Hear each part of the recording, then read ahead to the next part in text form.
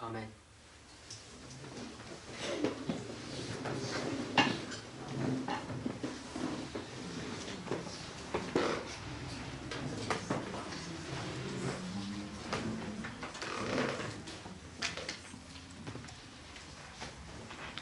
So we've spoken about the use of first mention. We went to the word parable, and we spent some time looking at how that rule works in practice. So hopefully we're all reasonably comfortable with how that rule works. Does anybody have any questions? Because I think someone had some thoughts or wanted to make a point, but you run out of time at the end of that last presentation.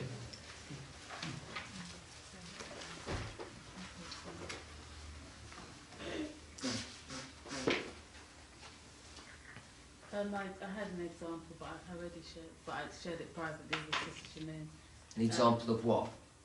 Just how we can look to the Old Testament or just scriptures and things can be written, but then Sister White takes them in a different line of project. Okay, so it's not a question. Oh no, I'm just going to share that. Any questions? No?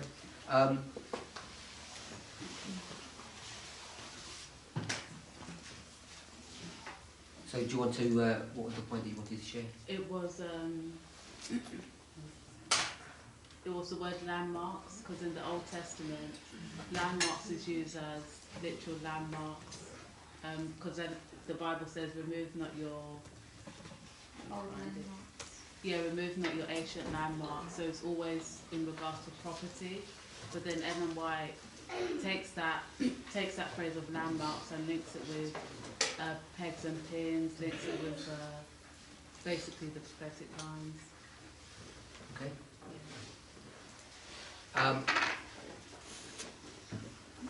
When we were looking at Isaiah 28, you don't necessarily have to turn there. I meant to ask you this before your meeting. Do you need that board? Oh, no, it's fine, I'll just use that one. I can get a head start. Okay.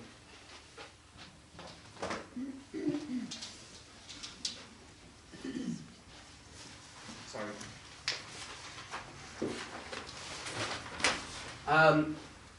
You don't necessarily have to turn there, but in Isaiah 28, maybe it would be appropriate to do that.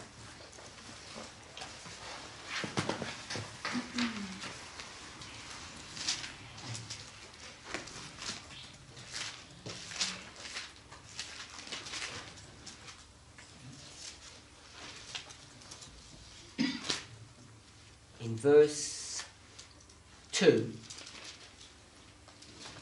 the back end of verse 2, last part, it says, he shall cast down to the earth with the hand. Verse 4, he symbolizes the head of the fat valley as a summer fruit, the first fruit, and it says, which when he that looketh upon it seeth, while it is yet in his hand, he eateth it up. So it takes this symbol or this imagery of a hand. In the context, in verse 2, it's the hand of this mighty, strong person. But in verse 4, it's using this hand that's grabbing hold of a ripe fruit in obviously some symbolic fashion, because the fruit is not literal. So I'll give another example of how to use first usage. So we're going to look at the word hand. So if we have a look at that.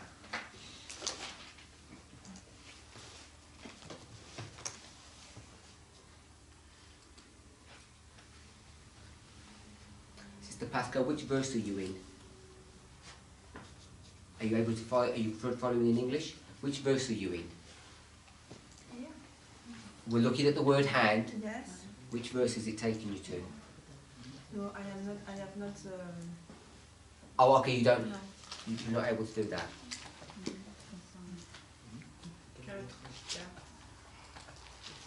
Genesis 3.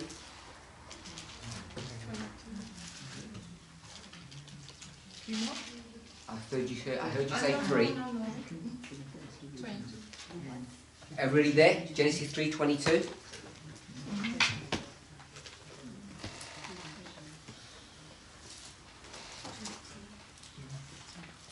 Are you there, Sister Cedric? Genesis 3:22. Looking at the word hand.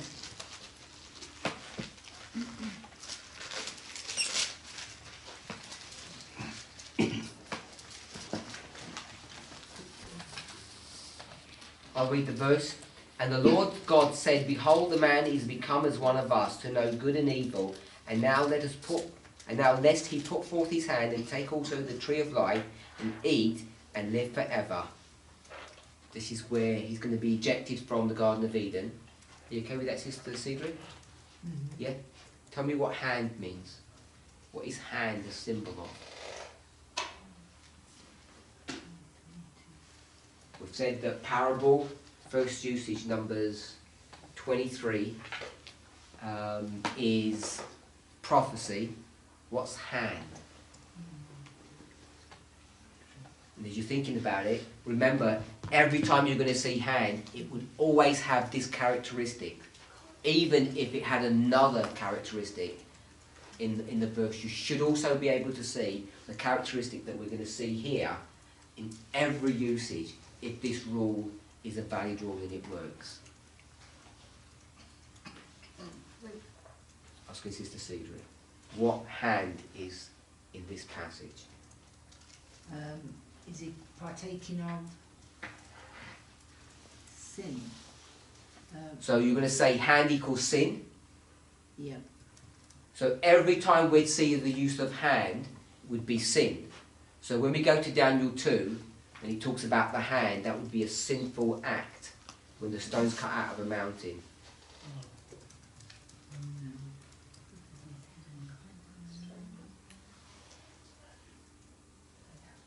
Does it symbolize? Oh, does it symbolize like obedience or? Obedience? No, it could be obedience or disobedience.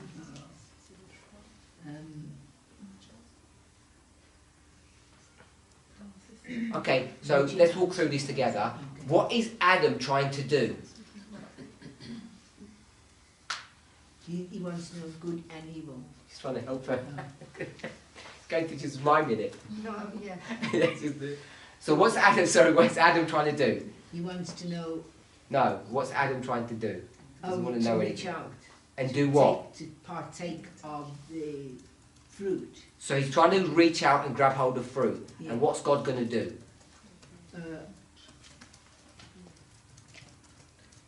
Get him out of the garden.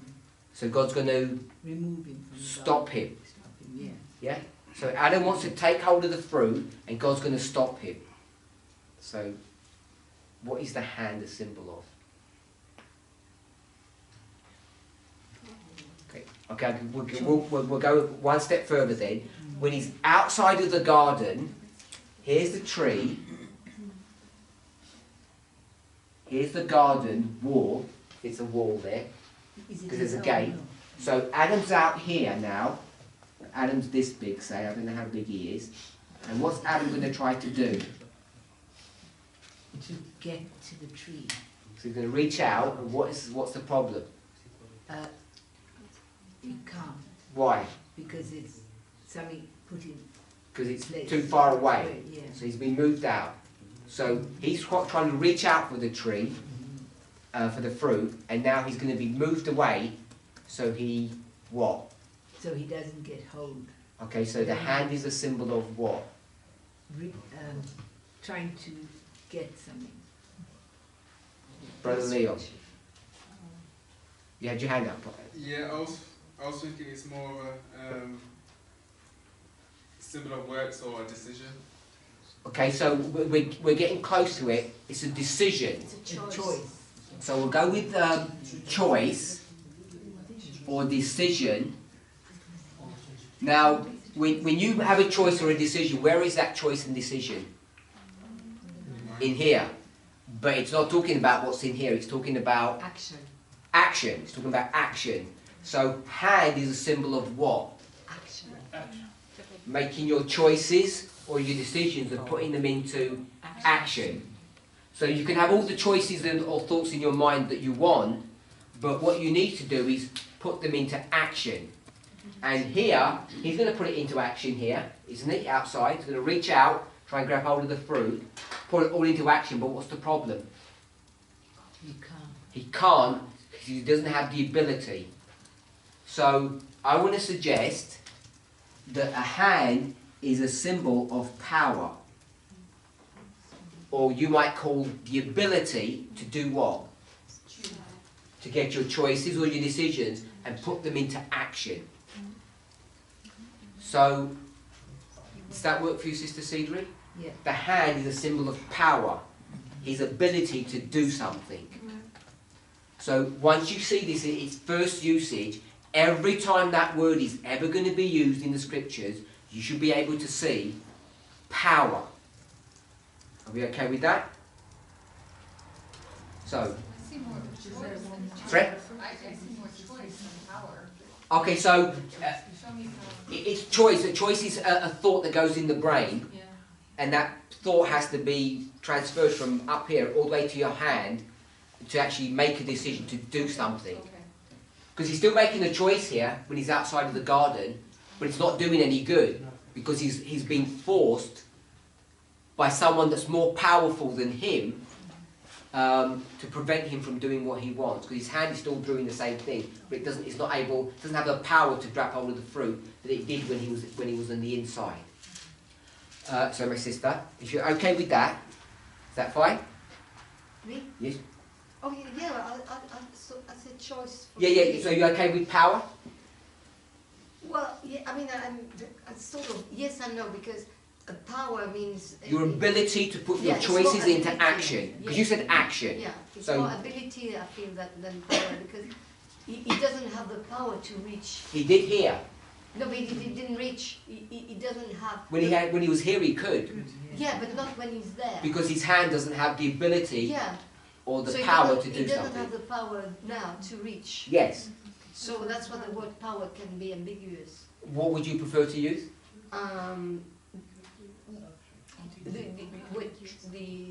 The trying out, or he has the ability, he has the Okay. will. The will. Well, the will is a choice up here. Yeah, It's not. but- It's not. Yeah, but the will is put into action, as you said. Okay. So I'll put if you prefer action here Action, or ability. yeah. I think they're all synonyms of power. If you're okay with that. Yeah, I mean he has the power, but That's not my question to you. Yeah. My question isn't that. My question is, in Daniel chapter 2, explain the use of the hand there. And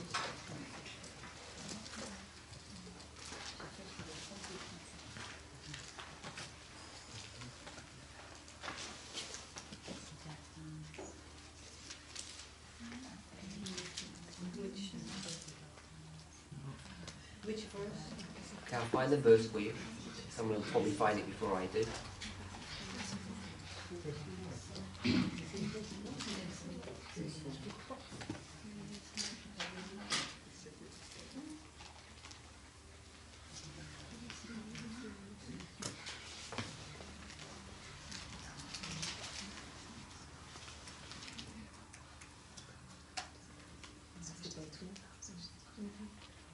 We'll go to Daniel 2 verse 34. I think someone's already shouted that out.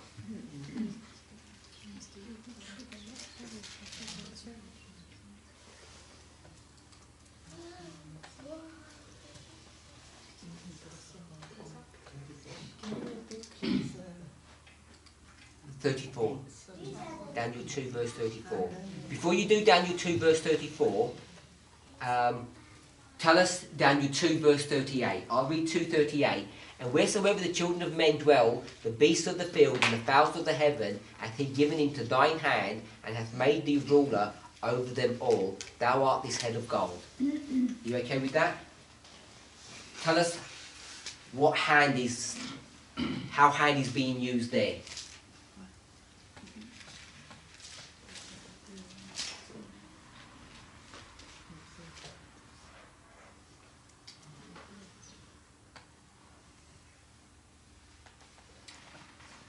Nebuchadnezzar. This is Nebuchadnezzar's hand. Yeah. So what is hand a symbol king, of? the power. Power. So you're okay with it? So it's the same usage as we've just found in Genesis. Exactly same usage. You okay with that? Yeah. So it's following the rule. Everybody okay with that? 238. Everything's been given into his hand. We could have said, you have control of everything. You have power over everything. It says, in fact, you have been made ruler over everything, them all. So we see it's the rule is working. Let's drop back 4 verses to verse 34. Thou sawest till that a stone was cut out without hands, which smote the image upon his feet, that were of iron and clay, and break them into pieces. So let's paraphrase that. You have a mountain. And my sister, what's happening to the mountain? What's it saying in this verse? Are you talking about? Yeah.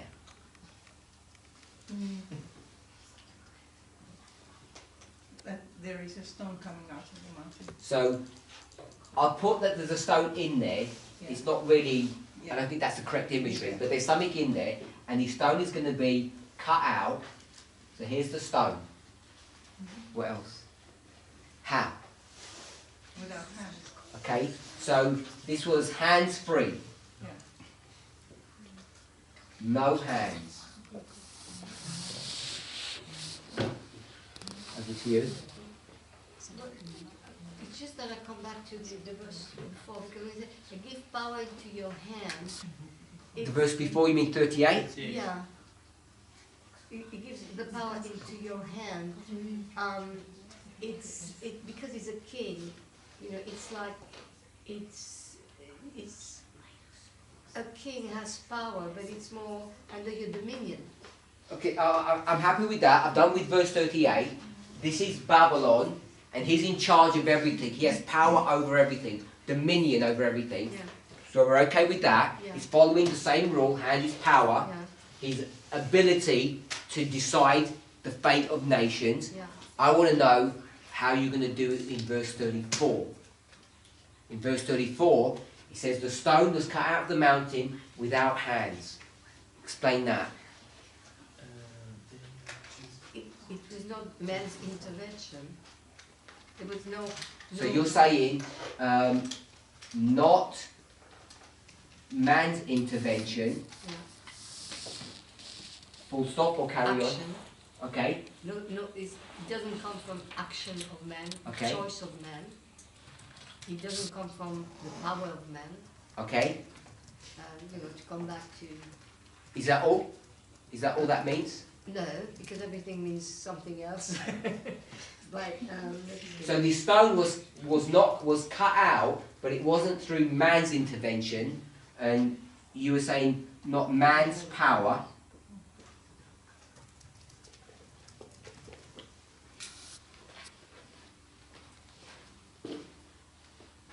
How was it cut out?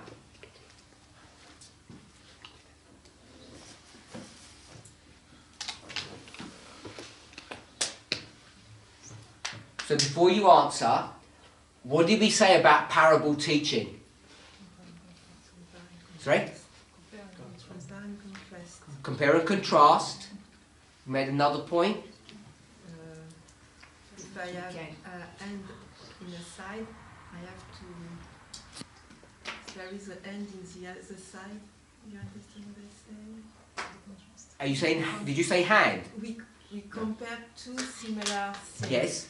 So. So I'll give you a clue. The one that I'm looking for. You've got two battleships, and when they come to each other, what must they both do? When they fight with each other, Follow the same rules? they have to follow the same rule. So the rules of nature have to be the same rules as the spiritual. Okay? So there's a mountain, and you're going to do what to that mountain? You told us before? Cut it out. You're going to cut something out of that mountain. What do we call that word when you cut something out of a mountain? Hewing or quarrying. We're going to quarry a stone out of the mountain. We're all familiar with that. Yeah? So if we're going to do it that way, we'd have this mountain and we'd say we're going to quarry this thing out and take this stone. You know, normally we put a stone square, but stones often look like that more often than not. You're going to hew or quarry this stone out of the mountain. How do you quarry stones out of a mountain? What do you need to quarry a stone out of a mountain? A tool. So you've just got a spade just lying there. That's not going to do anything. No. What do you need? A chisel. Sorry? No, you've got the tool. Whatever the tool was, there's the tool. It's just lying there. It's not going to do anything. What do you need with the tool? You need to use the tool. With your Hands. with your hand. So in the natural, what must there be to cut this stone out of this mountain? There has to be a hand. And you just said it's not man's hand or not man's power. But to take a stone out of a mountain, what do you have to have? You have to have a hand. You agree with that? Yeah? Because the natural has to follow the same rules as the spiritual. So if it's not a man's hand that's doing that, someone's hand must have done that. So when it says no hands, it not only means not man's power, it means because someone has to be able to do that. God. So not man's hand, but God's intervention or power, intervention of power was the hand. That's what that hand was. You use those words to symbolise or to understand and explain what hand means. So it's God's hand that's doing that. So this is another point about using these parables and how they're supposed to operate and how they're supposed to work. Now, why is that important to know that? The reason why it's important to know that is because there's another story that Jesus is going to give about stones being cut out of a mountain. It's not, the cornerstone is spoken about Christ, but he's actually going to have a conversation about quarrying stones out of a mountain. What story, what conversation is that? He says, your name is this, and I'm this. Peter. This is Peter. So he says, Peter, you're what? The stone. A stone, this one, and I'm what? The rock. I'm this one, I'm the mountain. And do we know where they're having that conversation? What mountain it's on? Sorry? Not a Horeb. Not Olivet. It's Mount Hermon. And the reason they're having this conversation at Mount Hermon is because just down below them in the valley, they can see a city. And that city was made of what? Stone. I could guess. Of stones. And they're on this mountain where there's a quarry. They've quarried all these stones out and made that city down there. And I know Elder Jeff knows this. But what is that city? Caesarea Philippi. And long ago, Caesarea Philippi was called Panium. So you've heard of the story of Panium, where we place at Midnight Cry. All of that story is now associated with Daniel 2, a stone cut out of a mountain, not with human hands, but with God's hands. So when you start taking these parables and applying them properly, because the parable itself, or the word just says, not with man's hands, that means it's hands-free. It does not mean hands-free. I've put hands-free here, but it doesn't actually mean that, does it? It doesn't mean no hands when it says without hands. It does mean with hands. Can we see that? When it says without hands, it actually means with hands. It means the opposite of what the English words teach. Because what it actually means is not human hands, but God's hands. Now, I and my sister helped me, have added a whole heap of words here to a simple phrase that says without hands. And people are going to turn around and say, you just added a lot of information that isn't in the scripture. Now prove what you're doing. And can you find a verse that's going to prove all of that? No. Ellen White won't comment on it. There's no words. All of that, we're going to get accused of just making that up. So have I just made all of that up? No. That it's, well, I say me, my sister did it all for me, not man's hand, but God's hand. We didn't make that up. This is how parables are supposed to work. But you have to know some rules. You have to know that when you go from the literal to the symbolic, that in the literal, if you want to take stones out of a mountain, you need hands to do that. We agree with that. You need hands to do that, and therefore in this, there has to be hands. This is not hands-free, this is hands-on. Now, I've made it look simple because I've not given all the information. What we would do is proof text without hands. And when you proof text that phrase, you will see that it actually shows you in the 4 or 5 places that's in the scriptures that it's not human intervention, it's God's intervention. So you can proof text that. But I'm not proof texting this, I'm just doing this from the methodology of parables built upon those rules. It's not logic. And when people see this, they think this is just using logic, human wisdom, and it's not. It's clear to see it's not with human power that this is happening, but it's with God's power. So the words that say without hands means with hands. All based upon methodology of parable teaching. Once you can see that, then you can launch into, as I just said, this is Mount Hermon, this is just above Caesarea Philippi. Caesarea Philippi is Panium, and Panium is the midnight cry, as we understand it. So you can begin to see all of this. Just want to add one more piece of information. Does it mention any tools here? It does not. We all know you cannot quarry rocks out of a mountain bare-handed. With bare hands. You have to use a tool. So then what you would do is, you'd say, if a tool is going to be used in the natural, there must have been some extraction tool here. And then you'd start searching, what is a tool in the hand of whom? In God's hand. When does he start using tools, and what purpose do they have? And then we would begin to discover that the tools that he uses are existential, they're separate or distinct from the thing that you're trying to deal with. In the literal, it's obvious. You have a mountain. You have 3 things: a mountain, a hand, and a tool. If we were to say this mountain is what would you say this mountain is? Don't say Christ. What is a mountain a symbol of? No. Kingdom. Kingdom is a much better definition. You could say, because the church is a subset of a kingdom, because of ancient Israel was both a nation and a church merged into one, church and state, if you like. I'm going to call it a kingdom. So this is the kingdom of heaven. This is us, God's people. There's a hand. This is God's hand. He's going to do something. And what is he going to do? He's going to quarry out of this kingdom a stone. And he has to use a tool to do that. And that tool is a third party. Are we okay with all of that?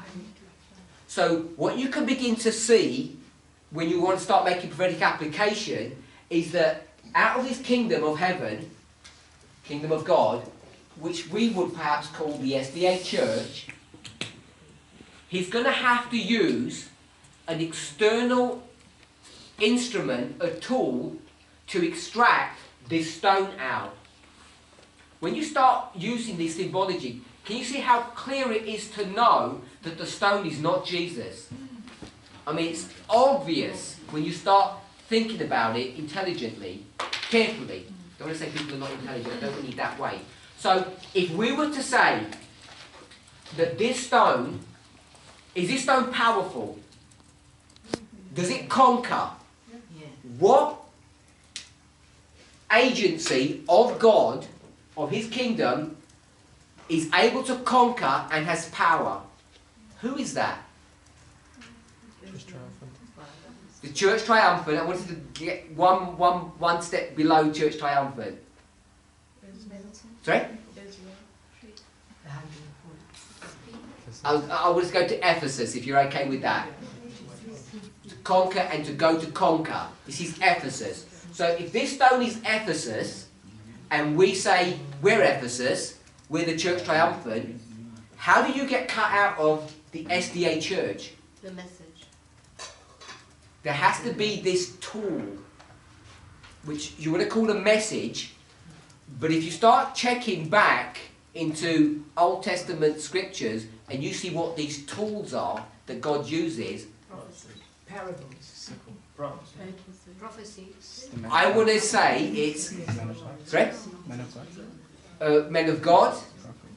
It's nations or kingdoms or people. It's separate, distinct elements that are used. You find this used over and over again in the book of Isaiah, and I think also in Jeremiah. You see this imagery being brought to view. God uses tools to do things to people.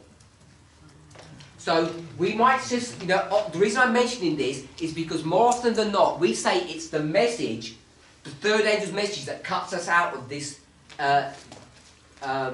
mountain. I'm not saying that's wrong, but what I am saying is that tool is not the message. I would argue that that tool is a nation or an external force that's been applied to us to wrench us or to cut us out of this mountain. To say it succinctly, it's external events that are cutting us out. Now, I'm not arguing that it's the third angel's message, but the third angel's message is an internal dialogue between us. And who's giving that internal message? We are. So we'd be saying, we cut ourselves out of this.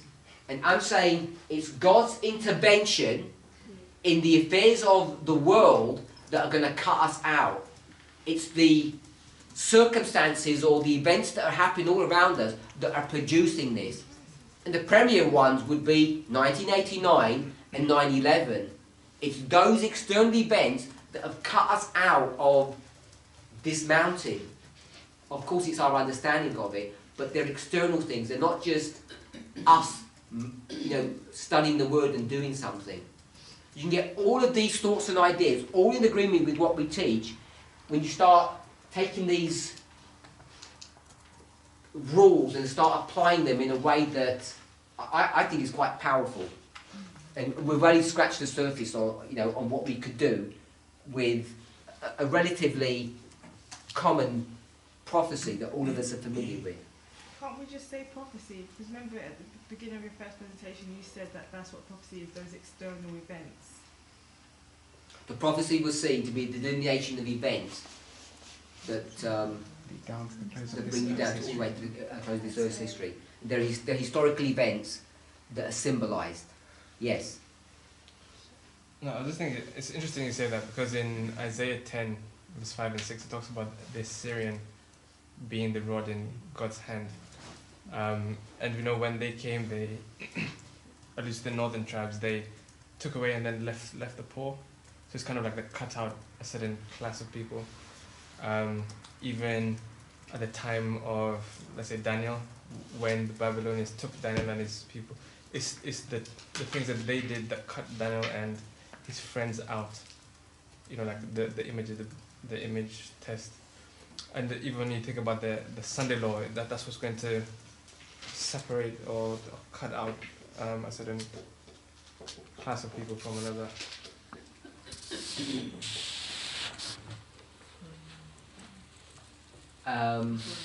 We went to Isaiah 28, verse 5, I believe. It mentions the word residue. We didn't go to Isaiah, I think it's 6:13, that talks about the remnant. What other ones have we already discussed? Ezekiel, can't remember the verse, but Ezekiel 9, where certain people are left and others are not. We've already mentioned Jeremiah, Baruch and Gedaliah. They're left by Nebuchadnezzar's general. You see this concept about these nations, in these particular cases they were all, they were Babylon, that separate and cut out two classes of people. So it is a message. I'm not trying to say it's not a message, but it's much more potent than a message. It's by understanding the event. And the reason why I say it's not just a message, because how many people in Adventism teach the third angel's message? You know, everyone is an expert on the third angel's message. And we know, if we were to say what the message is, it would be the message of the third angel. That's what produces this separation, it's the third angel's message. We might call it the message of Laodicea, if we wanted to talk about it in that sense. But I'm saying it's these external events specifically that make the third angel's message have this power. So, are we okay with the subject of hand, that it means it's a symbol of power, the ability to do something, the ability to put your choices, your decisions into action? And gave a simple example. We went to chapter 2, verse 38. It's easy to see the hand there means Nebuchadnezzar's ability to rule, to have power. Easy to see. Then I took us to verse 34, which is not so straightforward, because it says no hand. And my sister said it actually means not man's power.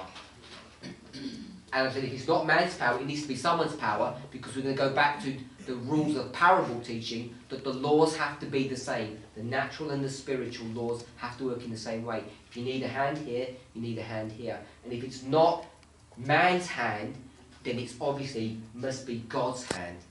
And so what at first appears to be no hand actually means it is a hand. Hopefully that was instructive of... I'm not teaching you things you don't know.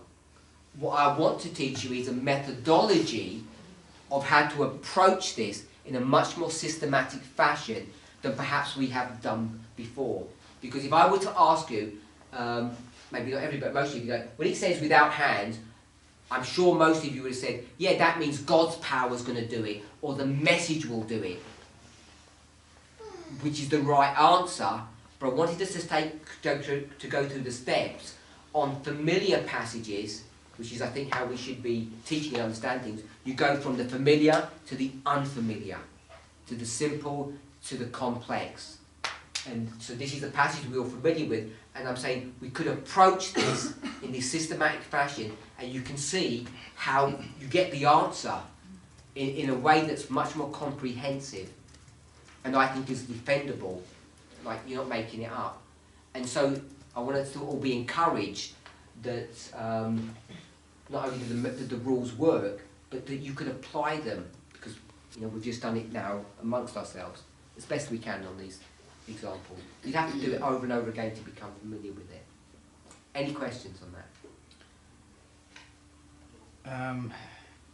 So I understand that the tool in God's hand can be these external powers and these other nations that God uses, like the Babylon and the Chaldees and so on. But at the same time, I understood that God can use sanctified men, if you will, in order to be a tool. Okay, so let's go with that. You said sanctified. Yeah. So my question is, what's your definition of sanctified? Set apart for holy use. Set apart for holy use. Was Nebuchadnezzar set apart for holy use? It was.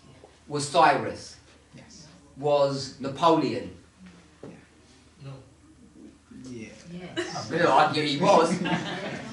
He had a holy use to put down the papacy, to divorce them.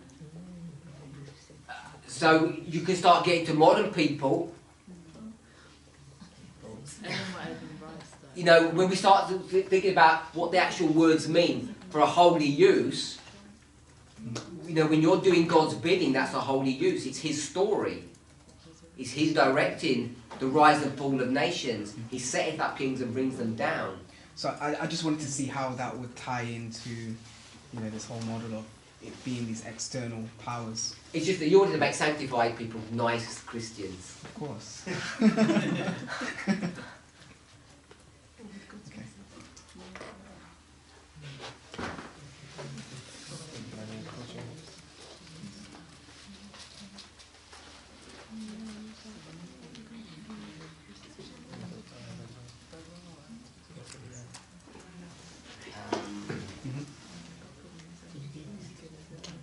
I just think what date it's Tuesday today, isn't it? Yeah.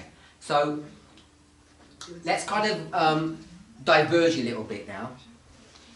Go into a separate subject. There's many more things that I'd want to do, talking about parables and how they work, but let's kind of related, but let's talk about a new, different subject. All about methodology, really, how we would approach a problem. So what I want to show us is not how we did approach the problem, but a suggestion of how we could have, and I don't want to say how we should have in the sense that we did wrong, but I want to say in the sense we should have done it this way because this would have been a better way to do it. The this means how we would have developed our message. Have I confused anybody what I'm talking about? How did we develop this message over the last 29 years? I'm saying we should have, could have developed it this way, the way I'm going to suggest. But we didn't. We did it a different way. This is not a critique on we did it the wrong way or a bad way. So I know that people may, perhaps will, infer that that's what I'm doing, is like having an attack upon the way we have done things in the past. It's not that. I believe that if we had approached it this way, we would never have actually got to where we are. It wouldn't have worked. The way God has done it is the right way. Have I lost anybody? What? No, but no. Remember we spoke about Numbers 23, Balaam, the star, the wise men, the magi. Remember that? That's why I emphasize that point, because it's an illustration of how God takes control of a situation and says it will be delivered this way. And the way he decides to deliver it may not have been the right way in our thinking. We may have thought to do it a different way. But he knows which way is best. And I think Brother Tom said, interesting to see that they get Balaam's prophecy, hack it to pieces, rebuild it in their own image, and move along, and God was directing all of that. Are we okay with that? Is that a fair representation of what he said? Probably not. Of what I was suggesting anyway. They get Balaam's prophecy, they hack it to pieces. I'm saying that. No, he didn't say that. And when they do that, God says, yeah, hack away. Do what you want with it. Turn Jesus into a harbinger, into a sign. You know, if we're okay with that. So this is not a critique on that we did something wrong, but I want us to see how methodology would have directed us to do things. The reason why I want us to see that is because it can help us into the future. That's my purpose of doing that, of this. So, I've already spoken to us with 3 different models. One of them was rain. The second one was what? No. Marriage. No. First one was rain. Second one was Sister Emma? Agriculture. No, not agriculture. Oh, Rain? it's the When it rains. natural- Oh, rain. Rain. Oh. natural- I've said all of these in previous presentations. I'm talking about what we spoke about this week. I gave 3 different models. Sorry? 10 virgins. Okay, so if we've got the 10 virgins, you'll pick the third one up. You'll remember the third one. Second angel. Second angel, until you get it. Okay, the second angel's message. And I'm saying all of those 3... Okay? All of those 3 models all have a repeating pattern. And the repeating pattern, I drew it like this.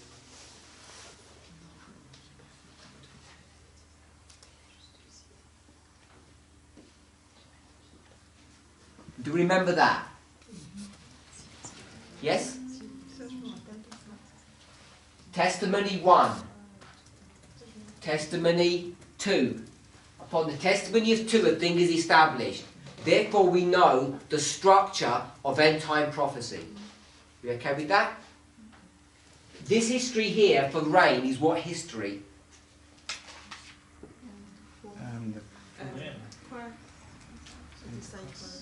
The disciples. So that's the disciples, and this is? So this is the event just before the close of probation, just before the harvest. She doesn't define when it is. We might have different understandings of what that is. I would suggest, you might disagree, that this would be 1798. Some people would come up, I heard Sunday law, some people would, more often than not, they would put 9/11 there, because they say 9/11 is when the latter rain begins to be poured out. I'm saying it's 1798. I'm open to correction on that. I don't know if we have some clear definition of how that would be. I'm saying 1798, at the time of the end, this is when the final events are going to sort out this generation until you get to the harvest. So this is the rain model. Who's T1 and T2? Testimony 1, testimony 2. Upon the testimony of 2, a thing is established. I'm saying this is how I would suggest we would be able to define what our history looks like. We never approached it this way. Parable of the 10 virgins, what history is this? As I say never, but you know, people may have. This testimony here for 10 virgins, what history is that? That's the Millerite. This becomes 1844. This is Italian time, and you can quite nicely lay out the parable of the 10 virgins. This would be, the whole of the 46 years would be the gathering of the virgins. They all come to the bride's house, and they're all here waiting in 1844. And then they tarry, they fall asleep, there's going to be a cry, the bridegroom comes, he takes them to the house, there's his falling away. All of that, we can all build that up. And based upon these two models, we can then take Parable of the 10 Virgins into our own history. Remember we discussed that passage yesterday, 15 MR 282 paragraph 2, I think, was that the right one? Where we spoke about the time of the end. Don't you remember that discussion we had? And people said, well, how would you approach it? I'm saying my approach is to know, from I guess experience, that when Ellen White talks about the time of the end, the only one she's ever going to talk about is 1798. She's not going to slip in somewhere, by the way, there's this extra one that you never heard about. She doesn't do that. It's extremely rare, very rare, that she ever talks explicitly about our history. And with a caveat, she speaks about the last portions of our history, but not the beginning portions of our history. And this is another important concept that we should pick up. More often than not, like 90+%, all inspiration talks about the culmination or the end of an event, not the beginning. It's almost always that way. And it throws us. It's very rare that a scripture will talk about the beginning of an event. So, this approach I think is extremely important because it helps to give us a methodology of interrogating our own history. And this is not just sort of going back into history. I'm sure if we got familiar with this, it would help to understand and explain what's also about to happen. So we've done it with the rain and 10 virgins, second angel's message. This one here is, there's a Millerite history, and this one here is our history. Again, the arrival of the second, the empowerment of the second. If you like, Revelation 14, Revelation 18. Based upon that argument, would we say that Revelation 18 is the fourth angel?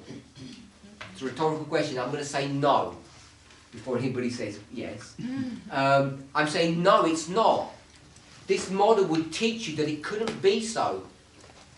Revelation 18 is the empowerment of the second. It's not a brand new angel. And if we build upon the other models, Parable of the 10 Virgins is running through this history all the way through. The rain is going all the way through. Upon the testimony of two models, the third model is established. The second angel, when it came here, in the history of the Millerite, it never left. All that we're identifying in Revelation 18 verses 1 to 3 is what, therefore?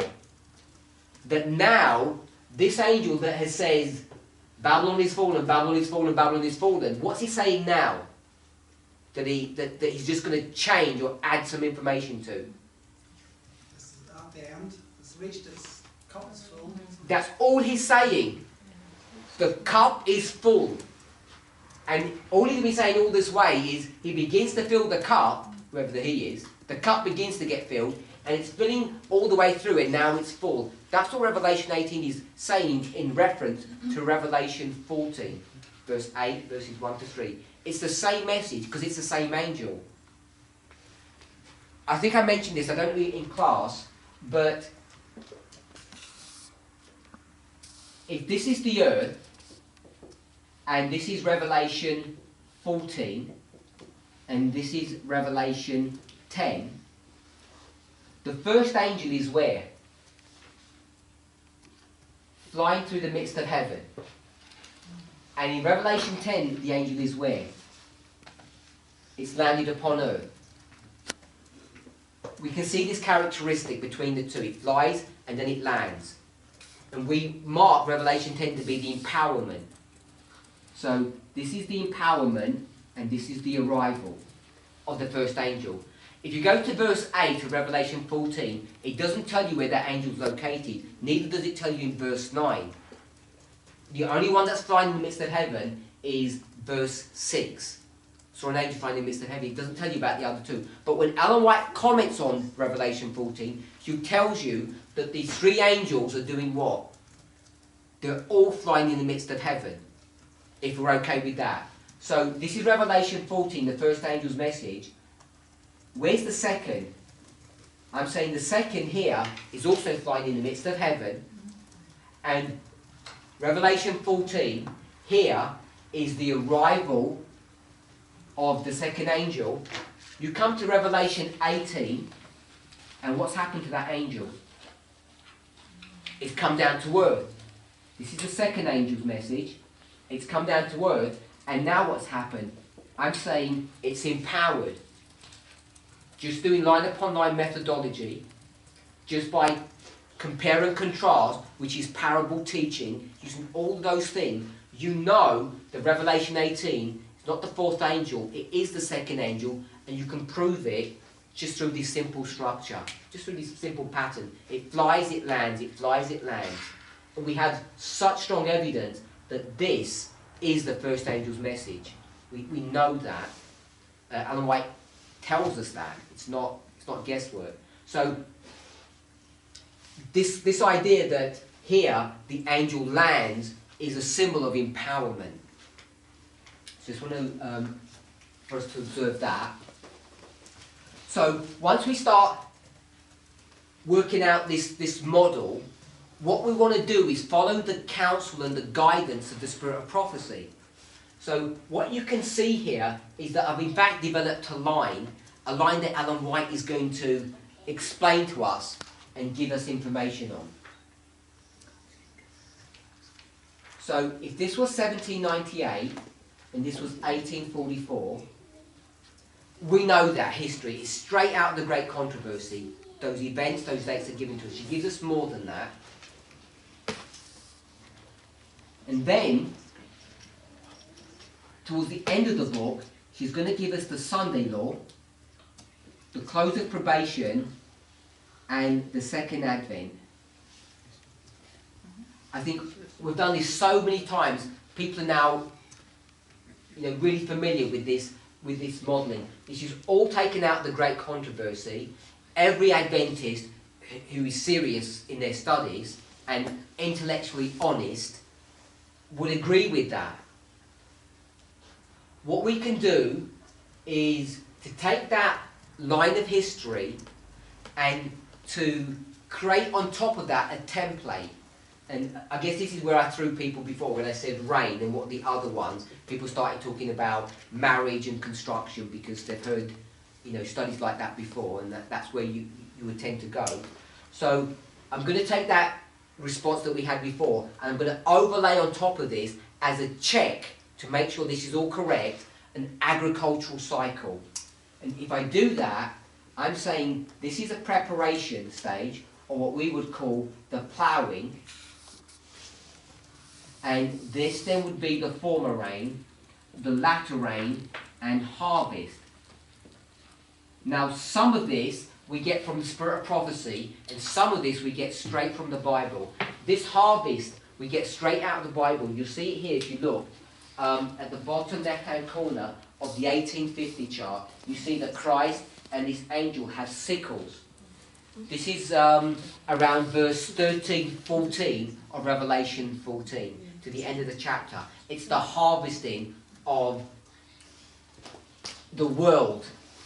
And if you were to read the chapters, there's Christ and an angel, and there's two other angels. So there are three angels and Christ at the back end of Revelation 14. Christ and an angel are going to reap or harvest, and the instruction is being given to them from other angels who are in heaven. The only point I want us to see there is that there's two harvests, or two people harvesting, that are identified in Revelation 14, an angel and Christ. So that's given here. This is Revelation 14. Alan White is going to talk about the latter rain. He's going to connect the latter rain with what we would call the loud cry. She parallels that with previous histories, which is why we start putting the midnight cry here. I think we've discussed this. And then she talks about the former rain. It's not often that she talks about the ploughing. But if you're going to run this cycle, the scriptures point to us that there's going to be a ploughing. She does speak about it sometimes. So once we've got that model, then we can do, I think, some important things. So what we want to do is, we know Ellen White focuses about the end, but she's living here and she says, we're here living in this former rain history, and we need to prepare for the latter rain. You know, there's many passages of admonition. Like, what are you doing, brethren? You're receiving the mould of the world, and you're preparing yourselves to receive the mark of the beast. So the mark of the beast is going to be in this history here, and you're preparing yourself to receive it because you're not getting ready in this history.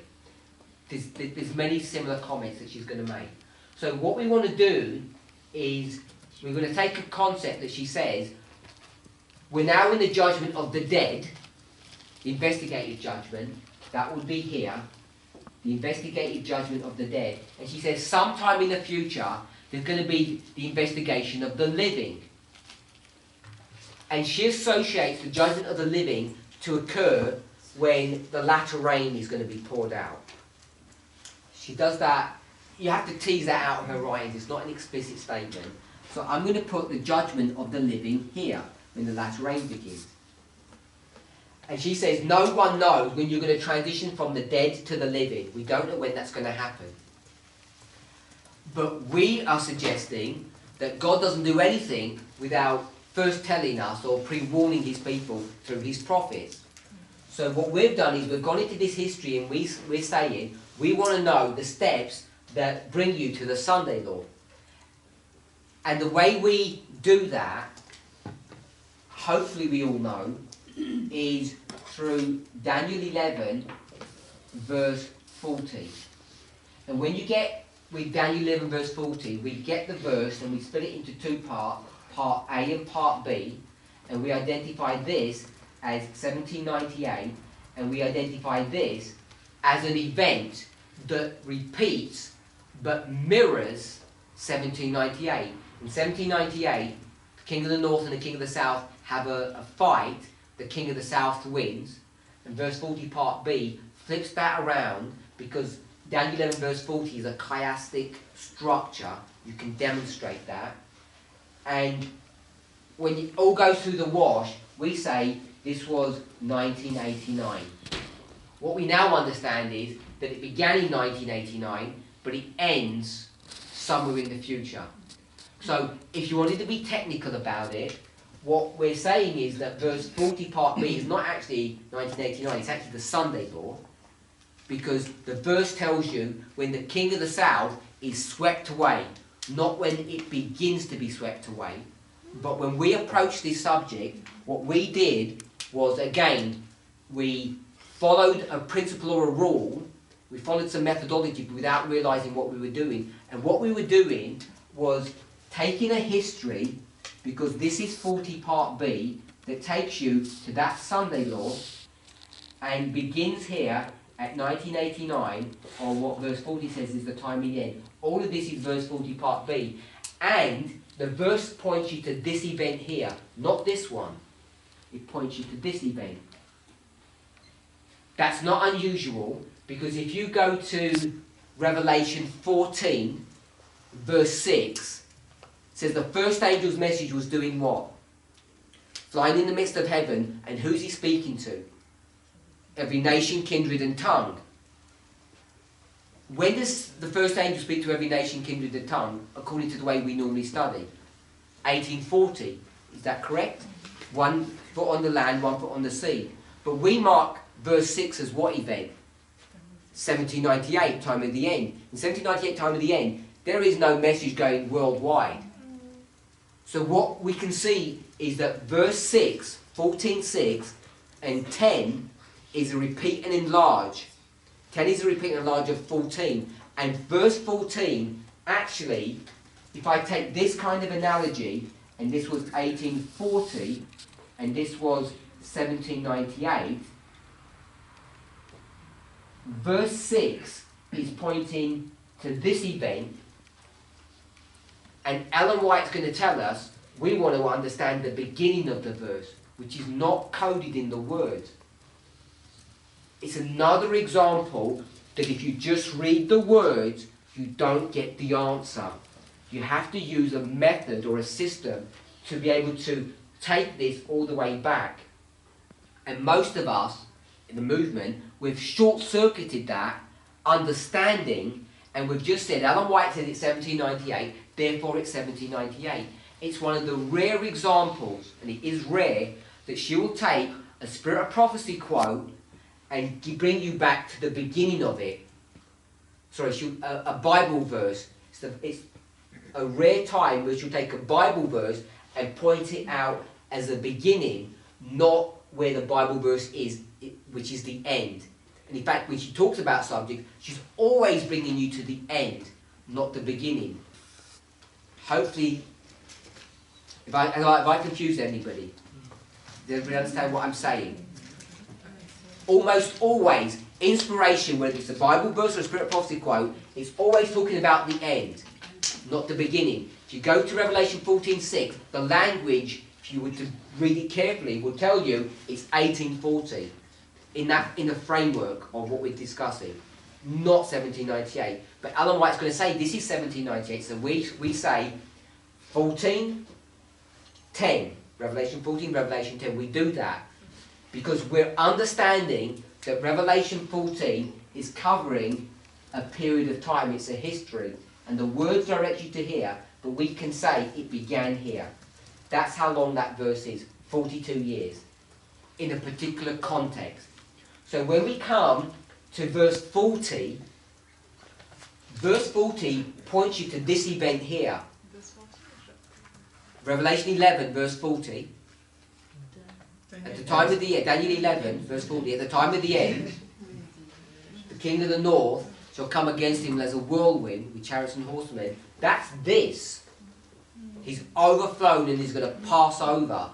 It's talking about the culmination of that. And what threw us, what tripped us, if you like, is that we saw at 1989, stroke 91, the demise of the Soviet Union, and we saw, oh, that must be the fulfillment of the verse. And it was not the fulfillment of the verse.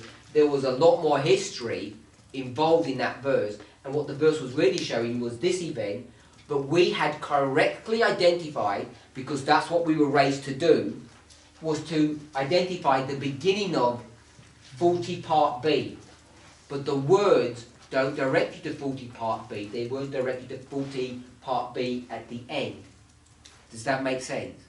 So we're already doing God's bidding without realizing it, if I can say it that way. So when we come to realize verse 40 is this history, and then we say, oh, we made a mistake because this is the king of the south is not Soviet Union, it's Russia, and we sort of say we made a mistake. Maybe that is the correct way of explaining it, but what I want us to see is that work was being directed by God. It's not a human mistake. If God had not directed us to go to the beginning of the history of the verse in opposition to the words, we would never have had a movement. Our movement would have never been created because we would have lost this history, and it's this history that is this movement, if I can express it in that way. So, let me summarise because we've run out of time, is that we're going to take this history and it's been developed through a line that we can take from the parable of the 10 virgins and the second angel's message, based upon the story of the rain, where Ellen White says that the history of the disciples takes you to the latter rain at the end of the world that ripens the earth for harvest. I'm saying that ripening of the earth for harvest began in 1798. So I'm going to take the rain line, and it's this one here, this line here. I'll take the other two, and they're as Ellen White gives them, that they begin in 1798 and they go all the way to the second advent. So we've created this line, and I'm saying it begins here in 1798, the judgment of the dead, the judgment of the living. We want to know when we're going to enter into living territory, and we're going to get that information from Daniel 11 verse 40. We take the verse, it's a chiastic structure, part A and part B. Part A gives you 1798, part B gives you the Sunday law with the words, but we now understand, because even though we weren't conscious of it, that what we were called to do as a movement was to identify the beginning of 40 part B, not the end. And the end, what I pointed to here, are the words of 40 part B. That's what the words bring you to, just like Revelation 14 verse 6. First angel's message brings you to 1840 contextually, but Ellen White says no, it's 1798. That's how we should understand this verse. We're going to use that principle to come back into 40 and say, when does 40 part B begin? And it begins here in 1989, at the fall, or the beginning of the fall of the Soviet Union, the Berlin Wall. And the way we did that was using this chiastic structure. I'm not saying we understood the chiasm then, but we came to the right answer because we were commissioned to begin to identify the beginning of this part of the verse, not the end. It's only now that we've come to realization of all of this, and in connection with that, we identified that the king of the south was not the Soviet Union, it was Russia, which means that there's a lot more history involved in all of this. But all of that is all identifiable in the words themselves. If you get the right methodology, it's all laid out for you. So I'm not trying to make a point of whether or not we made a mistake or we didn't make a mistake, but what I am saying is, when we identified 1989, if we hadn't done it that way, the movement would never have been created, because we would have automatically gone straight to the Sunday law, where every Adventist will take you, and you have no information to get from 1798 to where? To the Sunday law. So if we had read that as written, what line would we have created? The line that's here on the board, which is the line that Ellen White actually gives us, because she's going to follow the Bible kind of verbatim, if you like, and she's going to create this line, which is the line that Daniel 11 verse 40 gives you. Hopefully that makes sense and I haven't disturbed anybody. But what we have been raised up to do is to say, hold on a minute, we'll go to verse 40, we'll do everything that Ellen White tells us, except when we go to part B, we don't want to pick up the words of the verse. What we want to pick up is the beginning of that verse, the second half of the verse, just like Ellen White told us to do here. And when we do that, we have great light. And the great light is that we are now given the information that is able to decode when we're going to start dealing with the judgment of the living. When you realise it, what appeared to be, you know, us as human beings stumbling over these words and coming up with all of this, and it all looks straightforward. See how sophisticated it is, and how relatively complex it is, and how easy it would have been to get it all wrong if God had not directed human beings to do his bidding. If we hadn't known to go to the beginning of the verse. You know, if we had done all of that, we would have met so much resistance, maybe we would have just given up and said, no, we can't do that. All that, you might think is glossing over information, I'm saying is the wise men looking at the star and saying, we think the star means this. When the original intent meant, actually, verse 40 part B is bringing you straight to the Sunday law from 1798, because this is verse 40, the Alpha and the Omega. But what we have cleverly done is saying, we agree with that, but the Omega of that verse is a period of time. It's not an event. Just like this one was an event. So the verse itself, if you wanted to draw it this way, would look like this. I guess I'm going to, if this is the extent of the verse, I'm going to have to sort of do it this way. That's not a history, it's a singular event. This is part A and this is part B. Part A is a singular point and part B is a period of time. And what the verse teaches you is you go from this one, which is 1798, to the Sunday law, if you follow the wording. And God raised up this movement not to follow the wording. This has been embedded in our history since the very beginning. You can see it when it's explained. So when we start saying, we'll take some statement and we're just going to reapply it in a way that we like, and people say, you can't do that on basis of what authority do you do that? I'm saying, we've been doing that for 29 years. And nobody spotted it.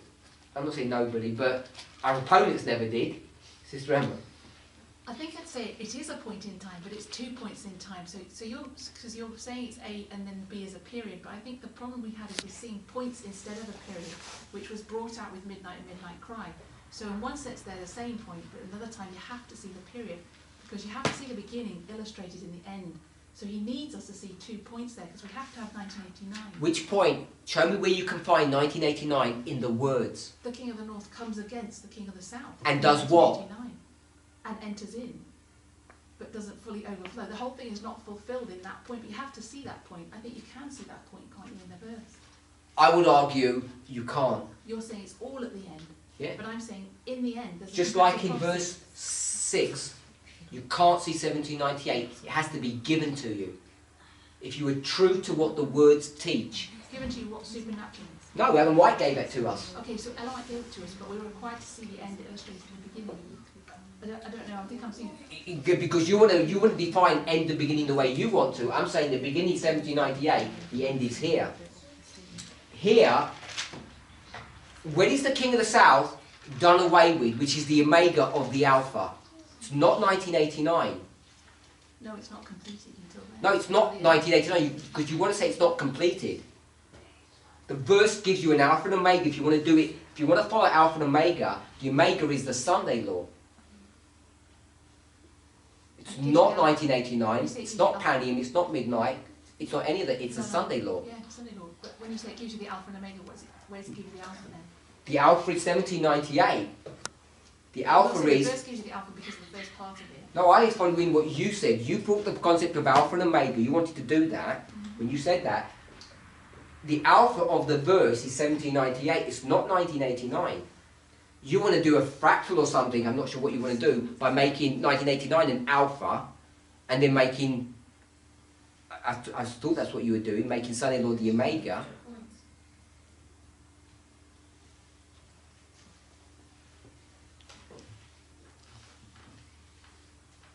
I don't want to bamboozle you with words. No, I don't think that's what she was saying. no.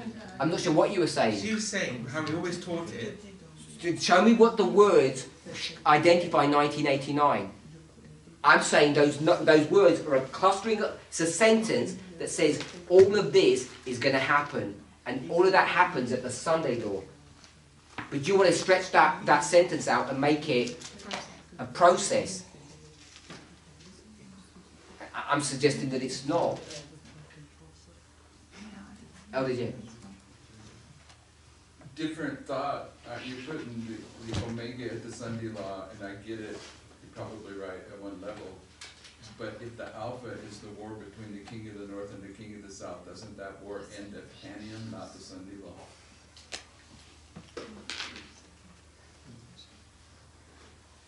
I'm going to argue no, because if I can express it this way, probably bad analogy, the king of the north, America, is going to light a fuse at Panium that's not going to blow up the country by the time you get to the Sunday law. The Russia, the king of the south, is not going to come to its complete and full end until the Russian populace are going to dethrone their president.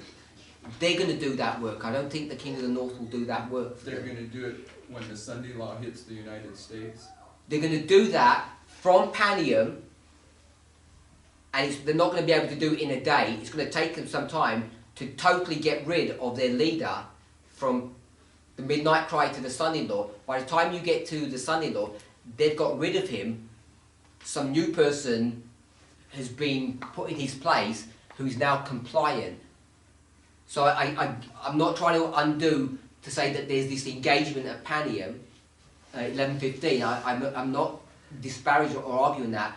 But when that is done away with, I don't think, my understanding is Russia is not just going to come off the scene of world history, that Putin will still be there, but a chain of events have been initiated that his throne is now in jeopardy, and the Americans have left them to their devices, and the people of Russia will bring him down. Okay, well, I'm just talking about your alpha and omega. I would argue for you to do that work, that he breathes his last breath at the Sunday law, but I don't care, I get your point. Okay. Pyrrhus doesn't die till Beneventum, which is 272 BC. So he dies at 46 years old, and then Thurii is completely, invaded, whatever it is, overturned. So that is the Sunday law. I've run out of time. Escaped. Sister Emma. Before we close, let me just summarise so that what I'm going to pick up tomorrow is that I want to develop this line. I'm saying the verse itself gives you 1798 to the Sunday law, and what we've done is we've created this new point, which is 1989, in agreement with, I'm not arguing Alpha and Omega, but we've picked up the first part of verse 40, this waymark here, which isn't in the words, and we did this through the Lord's intervention. That's what I'm suggesting. So when you just did A and B, you said A is part A is a point, it's 1798 on the right, sorry, and then B is a process. It's this period of time, It's yeah. a period. I think I'm still making that point. Let's pray.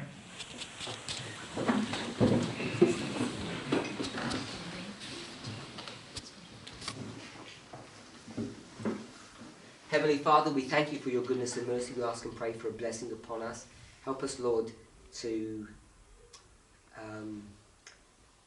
be able to handle your word in a way that would be pleasing to you, that would be correct, and that would give you glory and honour.